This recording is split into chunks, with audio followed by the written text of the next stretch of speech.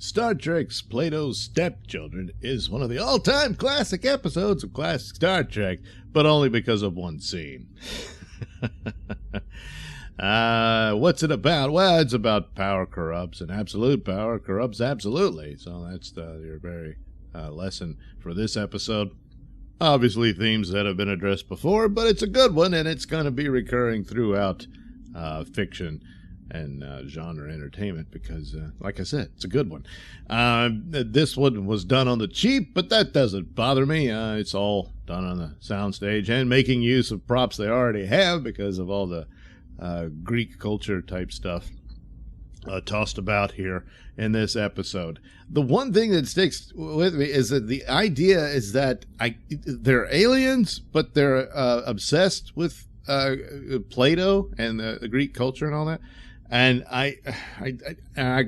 were they humans that were left the Earth? And there is almost a possibility to connect them to the episode with Apollo. You know, I could have done that.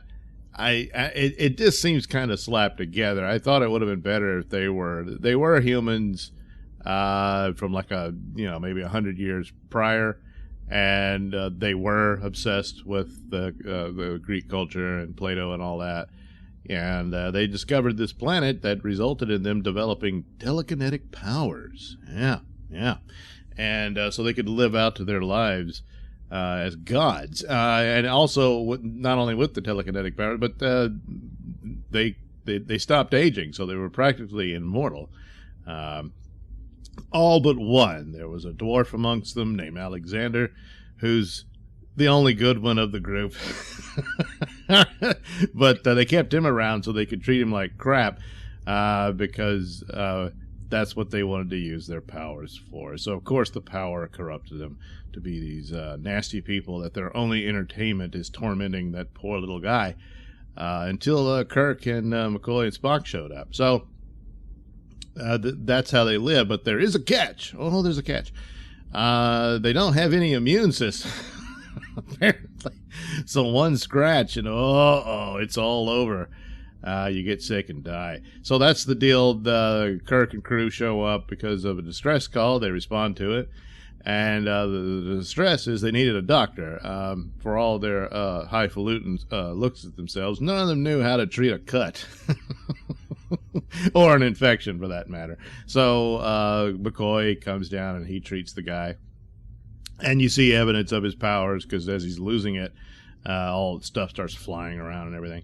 So, of course, McCoy cures him. He's fine and recovers. And they're like, well, okay, whatever. You do you. And they're going to leave. But no, the leader, Parman, says, hey, I might get another cut one day and I'm going to need a doctor. So I'm just going to take yours. He's going to have to stay. The rest of you can go. Well, of course, they're not going to go for that. So then the torment happens. So they trap Kirk, Spock, and McCoy there, and he starts torturing Kirk and Spock, making them humiliate themselves, dancing around and all this. Kirk acting like a horse. Spock is made to tap dance around Kirk's head, and then eventually they make him laugh and cry. Which really pisses Spock off so much later that he crushes a vase in his, or a pitcher, I guess, in his hand. And it's all it does deal somewhat of that about the violation and whatnot that they dealt with here, and but they won't give in to letting McCoy stay. Of course, Kirk figured out pretty quickly. It says, yeah, look, even if we agreed to it, they're going to destroy the whole ship. They demonstrated they could. They were cutting off its power, rocking it back and forth, and all this stuff. And they certainly didn't want other outsiders coming and possibly threatening their little sadistic paradise. So there was no way out here, really. But of course they put their heads together and try to figure out, well, how did they get these powers? As they understand they didn't have them initially. And Alexander explains to him, it started developing a couple of months after they landed and all this stuff. And then they start examining the food from the planet and all this stuff, and they realize, oh, there's something there, and people who come in naturally to develop it.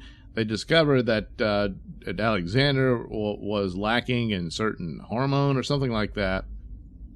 The conditions that led to his dwarfism also countered his ability to develop the powers. But they quickly figure out McCoy makes up a shot that can jumpstart the process, and so Kirk and Spock can have the powers to fight back.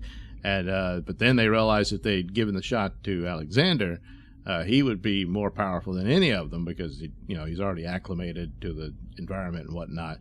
But he refuses because, again, he's the best guy on the show because he says, I don't want to be anything like these monsters. So hey, good try. Although, listen, I understand, but we could really use the help. So once again, they decide to they beam down Uhura and Chapel because they really want to get into some entertainment, and they force them to put on a show. And of course, this eventually leads to the big scene. So Kirk and Uhura are forced to make out and kiss. And of course, she's black and he's white. So this was seen as the first interracial kiss on television, even though the camera angles put it to where you never quite see them come together. There's shots, of course, like I got here. But and I think Shatner said, yeah, they kept changing the angles, and I believe there was even some people saying, let's just not do it. And they said, no, we can do it. And plus, keep in mind, plot-wise, they're being forced to do it. It's not like Kirk and Uhura developed a relationship and had a romance, They could have done that with some other show, like, after this, they started thinking about each other, and, and today's show is probably what would have happened, and so that's what, but still, it's the image, of course, and that was the big deal for it. And of course, Nichelle Nichols said in her autobiography, said, yeah, we really did kiss on that. So even though the angles make it look like they kind of didn't or what have you, whatever. But and also there's kind of this thing is like because Chapel and Spock are put together, and of course Chapel's had a crush on Spock for a long time, and everybody on the ship knew it. And she admits this, but this is like something she's always wanted, but now not like this. And she says, I just want to crawl away and die. And the asshole Platonians laugh at him and stuff. Oh, jeez, it's terrible.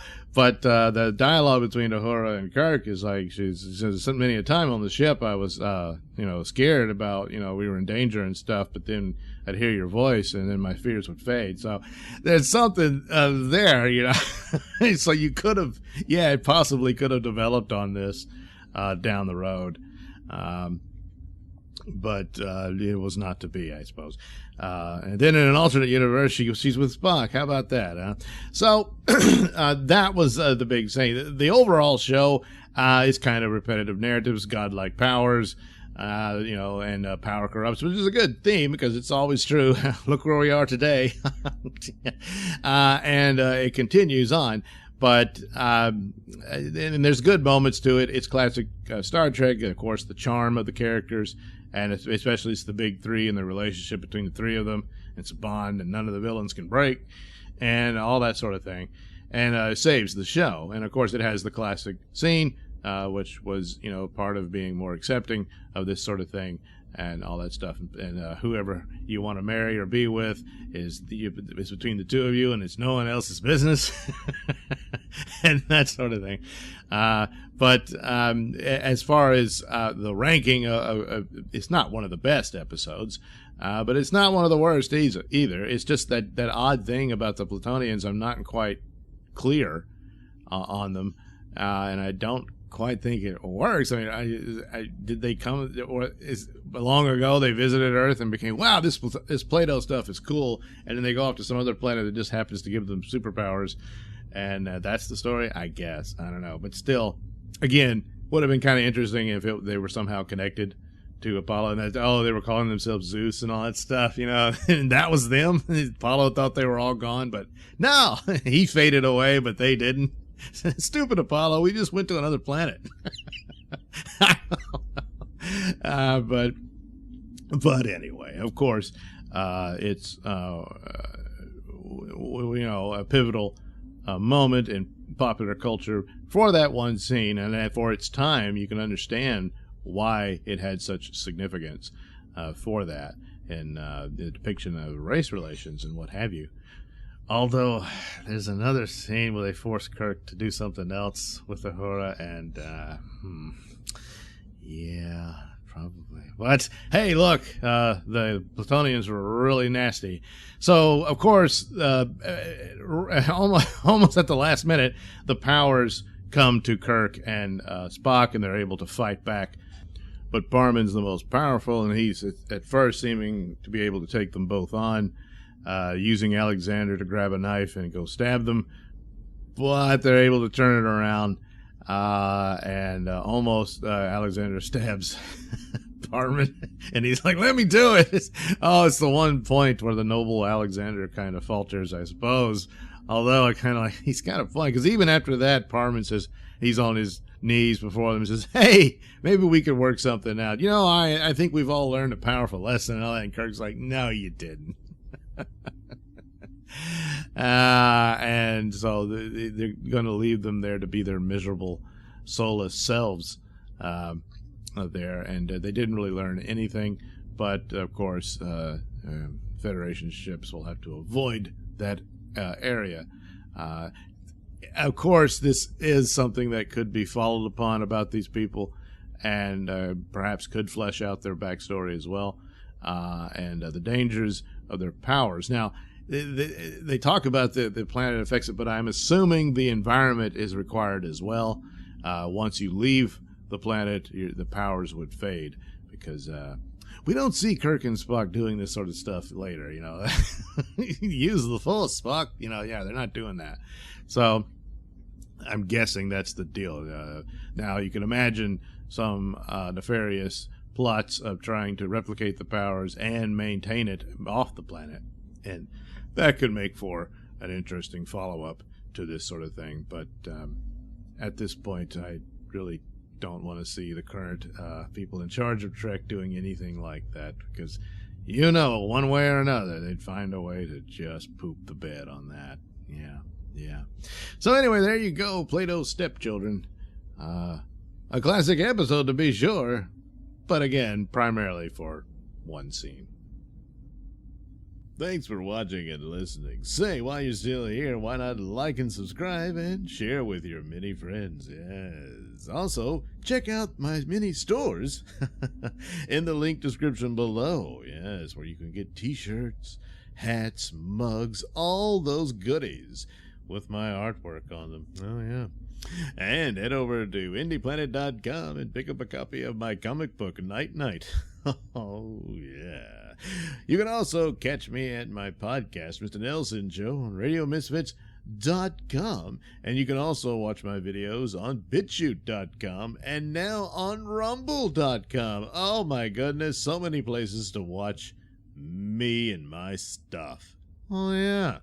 And if that's not enough for you, well, you can follow me on many social media platforms and say hi to your old pal, Mr. Nailsin.